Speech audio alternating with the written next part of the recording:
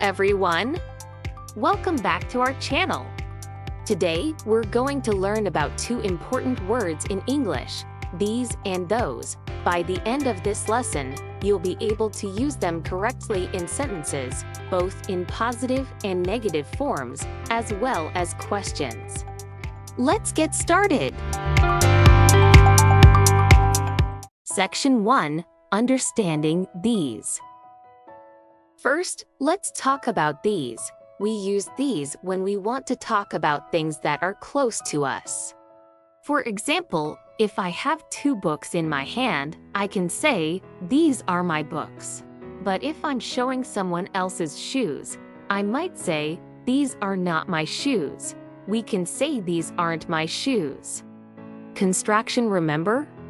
And next, if I want to ask someone about keys I see nearby, I can say, "Are these your keys?" Easy, right? Section 2. Understanding those. Now, let's move on to those. We use those when we talk about things that are further away from us. For instance, if I see some friends across the street, I would say, "Those are my friends." If I see some pencils that don't belong to me, I can say, "Those are not my pencils." And if I want to check about some bags that are sitting on a table, I can ask, "Are those your bags?" Got it? Section 3. Summary of differences. To summarize, remember this simple rule. These is for things that are close to you, and those is for things that are further away. This is a great way to remember how to use them. Section 4. Practice time.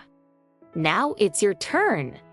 I will read the sentences and you guess the correct answer with me. Read with me. First one. Are my favorite toys. These are my favorite toys. Second one. Do you like pictures? Do you like these pictures? Third one. Are not the chairs I ordered. Those are not the chairs I ordered. Fourth one. Is your bag on the floor? Is those your bag on the floor? Last one. Are my cousins at the party?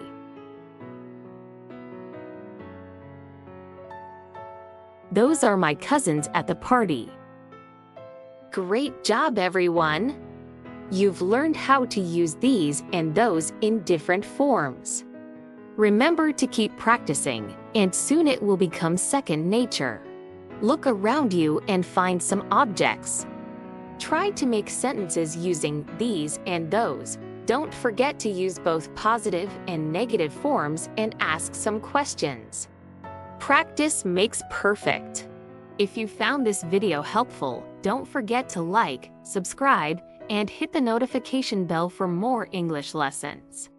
See you next time!